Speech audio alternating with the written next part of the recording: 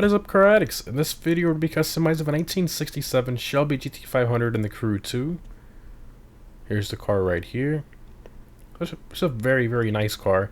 It seems like all the cars in the 60s, in the late 60s, were just gorgeous. I mean, they were just really good-looking cars. They really let the designers just do whatever they wanted and what they thought looked good. Those were great times. And early to late 70s, you kind of start to see things changing. But, I mean, pretty much all the cars in 1969 and late 60s were just very good-looking cars. Then in the mid-70s or so, everything just started to change drastically. But I really love the cars from the late 60s. Just good-looking cars, they really are. So in this video, we'll be doing is taking a look at the customization the car offers. And then we'll be taking outside for a stock top speed run, and then a maxed out top speed run with double nitrous, everything possible, to see how fast we can get this car to go. So let's go ahead and get started with the visual customization. Starting off with the manufacturer colors. So we have the red, dark blue, black, it's like a tan / cream, dark green, the red we have it in already, and then a light blue. So I'm going to be keeping it in the red. Moving on to visual parts, and don't worry, somebody already created stripes, so we'll put that on last in the livery category. Let's move on to the visual parts. So first thing we got here is the stock hood, and then we got this one here, and this one, which kind of resembles the Boss 429 hood a little bit. And then we have carbon variants of those three, well, 4 I should say. Then we have a blower, 8-stack, carbon variants of those, and we're back to stock again. So I think the Boss 429 one looks pretty good, but it kind of sits back further and it doesn't have that split in the center. Obviously this isn't 100% identical to the Boss hood, but it's very similar in the design. But I do prefer how the stock one sits further up, so I'll be keeping the stock one on there. So something I want to mention here really quick before we continue: I'm a really big stock guy. If this was real life, I wouldn't touch this car at all. I would restore it if it needs to be restored back to its original factory specs, and I wouldn't touch anything on it. But this is a game, and we are putting visual customization options here and there on it. Very minor things, nothing too crazy, but let's go ahead and continue. Just wanted to throw it out there because I do get some comments, people saying, oh, you ruined the car. If this was real life, I wouldn't touch it. I would leave it as is, but this is a game, and for the video, we do put little things here and there, and I choose what I personally like. You know, might not be what everybody likes, but it's what I personally like. So, yeah. Continuing here from bumper. So this one actually moves the fog lights to the outside. Now, this is really interesting because DOT regulations back in '67, these lights weren't approved because they had something with the diameter of the headlights. They had to be a certain size, and the fog lights had to be a certain size as well. So Shelby kind of got around that by moving the fog lights to the outside.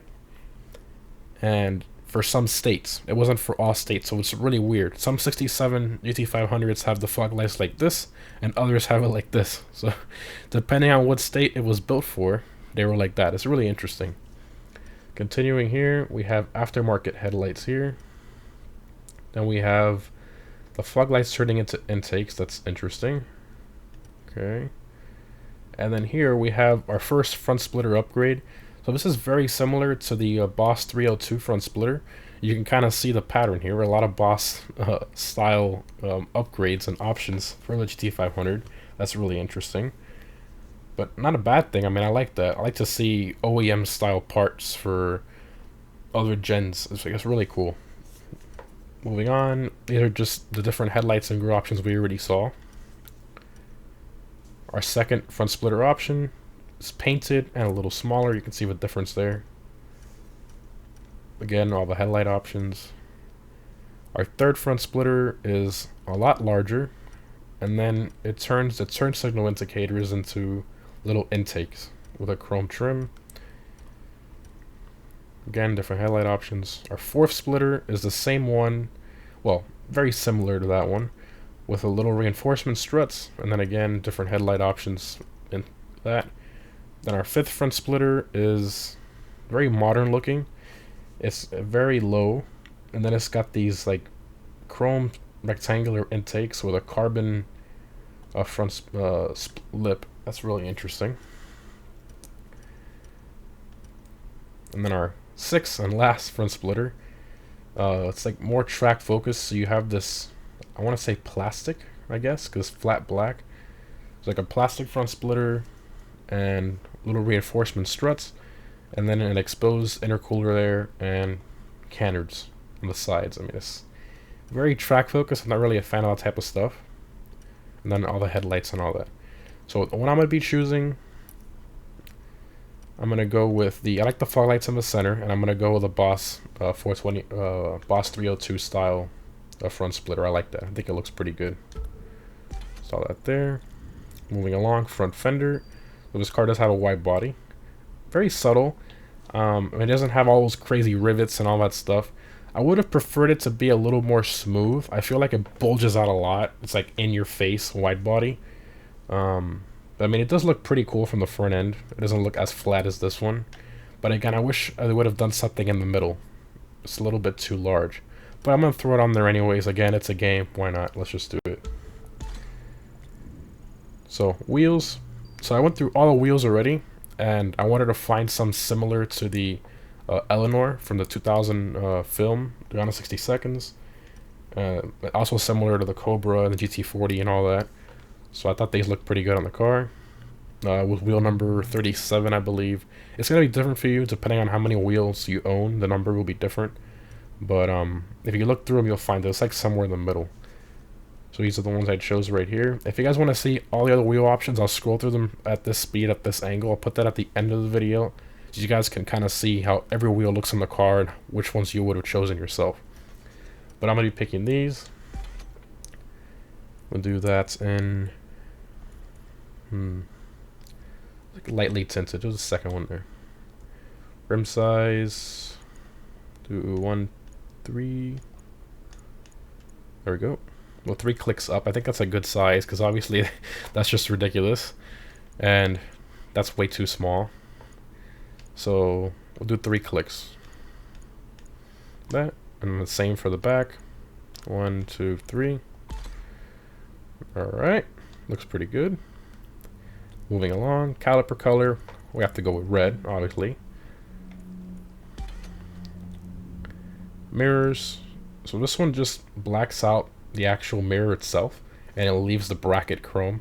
I kind of find that pointless, and it kind of ruins the lines in a way, because you have all the chrome trim around the windows, even chrome windshield wipers, and then you have this black mirror. Just makes no sense on the whole car, so I'm be keeping the stock chrome one.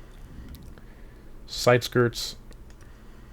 So it adds a carbon side skirt there, which is very high up. It doesn't really go with our front splitter because our front splitter is like a black plastic, and then you have this in carbon. It just doesn't go well with it, so we're not going to be putting that on there. Rear fender, so boom, to match the front. In the rear, it does look a little better because it kind of goes with the lines right around the door handle area. I think that looks really good. Again, it is a little bit too aggressive. I would have preferred it to be a little more mild, but it's decent. Rear wing, so you have the factory beautifully engineered ducktail into the bodywork. It looks so smooth and like it's supposed to be there. And then you have options that they put in this game that's like, wow, it's just weird and different. You'll see. This our first one, it's okay. It's kind of decent. It's whatever. And then you have this thing, very track focused modern wing. Then you have this carbon ducktail style, kind of like a NASCAR. Not a fan of that. Then you have this giant wing. That's just awful. So, not really feeling any of these. This one looks kind of okay, but I think it kind of clashes with the built-in bodywork ducktail that's already on the car. So I'm going to be keeping the stock one.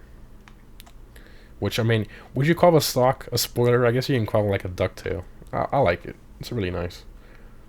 Alright, moving on to the rear bumper. So, first we have LED strips of light. That's interesting. Then you have this modern style. Kind of reminds me of like the modern Challenger. It's 2015 and up. It's kind of interesting. And then here we have our first major bumper upgrade. So it just changes the exhaust tips pretty much. So it removes a little reverse lights on the bottom. Those are reverse lights, by the way. And then it gives us a quad exhaust setup with everything else pretty much stock. Yeah. Then the lights, and then here's our other exhaust. So it's single exhaust like the stock one, but with cats on it. That's interesting. And the reverse lights again are removed. Okay. We have quad exhaust built into the bumper, so it's like a flush design. Then you have these that are very far out to the sides. That just looks abnormal. And we have like a black diffuser with oval shaped exhaust. Interesting. Then we have this track carbon style diffuser with quad exhaust. Okay. And we're back to stock. So what I'm going to be doing, I'm going to be going with a quad exhaust setup. I think it looks pretty good. It looks very similar to the stock one without changing it too much. And I don't really like any of these taillights. We have like how many LED holes there? I can't even count that. That's just ridiculous. And then these are kind of okay, but it looks too much like a Challenger. Just doesn't look, it doesn't, I don't know. It looks too much like a Challenger. I'm not really feeling it. And yeah, I don't really like any of those. So I'm going to have to leave that stock as well. So you can see, like I said at the beginning of the video, I wasn't really going to go crazy with it. It was just minor touches here and there. Interior color. So you have the beautiful black leather, and then you can make it red, like a light brown, dark brown, like a gray, a silver, blue, and then yellow. Well, that yellow one looks awful. So I'll be going with red, but it's going to be very subtle touches, kind of like if you were to redo the interior, choose red, and then we tone it down. So we just removed it from the dash and the upper part, well, the majority of the door panel. We tone it down again. Now it's only at the center of the seats. Again, outer part of the seats. And the last one is just red stitching. So that's all I wanted to do to it, just red stitching. A very subtle touch, nothing too crazy. Do that. Interior materials, so you can keep it all, you know, that leather / vinyl that they used back in the day. Or you can make the center portion of the seats suede. That doesn't look too bad, but the whole door panel suede is a little bit too much, and the whole dash as well. A little bit too much suede for my taste. So I'm be keeping the materials normal. Interior inserts, so you have this aluminum trim on the door panels, the steering wheel, and the dash. So you can do that to carbon fiber. It puts it on the door panels as well. Or gloss black. So there is no carbon fiber on this car, and the gloss black does look a little strange. So I'm going to keep that, the nice aluminum trim. It goes with the steering wheel, it goes with all the little metal parts on this car. I think it looks really good. There we go. So what we did to the interior was just red stitching. And altogether, not bad. Looks like a good resto mod GT500 Mustang. And like I stated earlier, we go here to livery, you go to top 100, and the first one, somebody already made it. There you go. You have the nice white stripes to complete the whole build. There we go. Add that. Look at that. We got a good looking Mustang. Vanity. A lot of people always ask me, what is vanity? It's just custom tires you have to buy with crew credits. Nothing too crazy. I'm not really a fan of that. I don't really like putting that on the cars. So, yep. Performance. It's 100% stock right now, performance-wise. Perf Level 85. Top speed, 131 miles an hour. Power, 355 horse. Not bad. 1967 car. You can't really ask for too much. Okay. And let's get one little side-by-side comparison here. There's a 2014 GT500 and the 67 GT500. There you go. Almost a 50-year time difference there. That's crazy to see. Alright. So let's go ahead and drive it. Move over to the side here. Go ahead and give it some revs. Go from the interior. Beautiful gauges. Love that red stitching contrast. Looks really good. Nice subtle touch. Okay.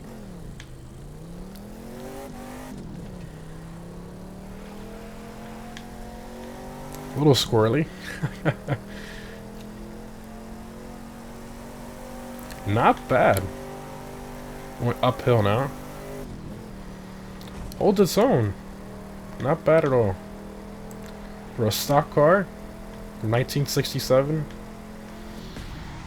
Brake a little bit here. Look at that. This thing loses control easily. I even braked early there too. Hopefully, when we do the performance upgrades, it should get a lot more stiff and a lot more be a lot more controllable. All right. So again, this run's gonna be 100% stock. There's no performance parts as you saw earlier. And all cars in the Crew 2 come with nitrous stock, so I'll be using nitrous at the very end to push us into that top speed as highest as we can go. So, here we go.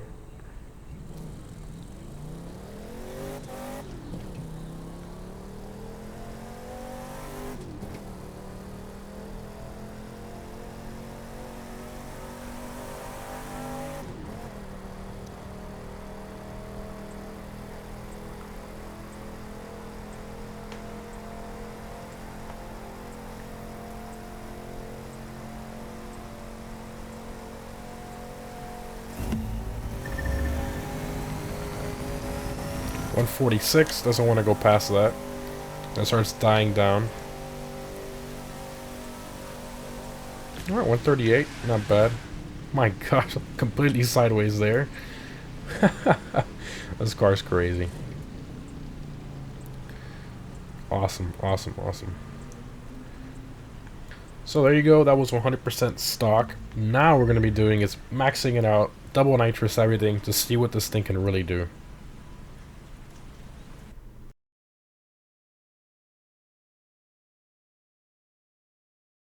So, there you go, fully maxed out, Perf Level 280 out of 280, in the street car class, of course.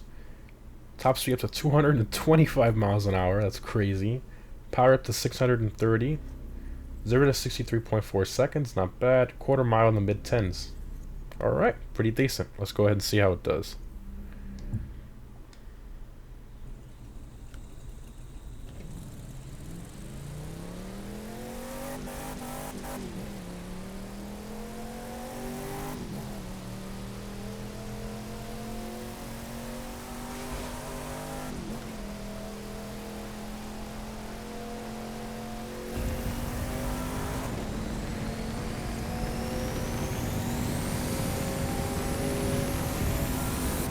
Ooh, we got over 250 there. Holy crap. Not bad. That is awesome. That's really cool. Handle's a lot better as well. See, now it feels a lot more practical now. I want to say practical. I kind of want to say predictable, the handling. Before it was very squirrely and it was like, surprise, we're going off the road. This one you actually can predict what's gonna happen. A lot better, a lot more controllable. All the transmissions being very weird when it's maxed out. You saw when we first did the pull in first gear, kind of like if it doesn't want to pull. And the tires weren't spinning, it didn't want to shift. It was just really weird. In second gear too, when we're driving around there, that's strange. I'm not sure if this car is glitched or something, where when you max it out, it has some problems with the gearing. See right there, it gets getting stuck again. That's so weird. Very strange. And it's not spinning. We're in second gear going over 100. It shouldn't be spinning. Very strange. Well, anyways, guys, hope you enjoyed the video. I personally love the way this car came out. I think it's gorgeous. I mean, I'd drive that. That looks really good. And as promised, here are the wheel options from a 67 GT500.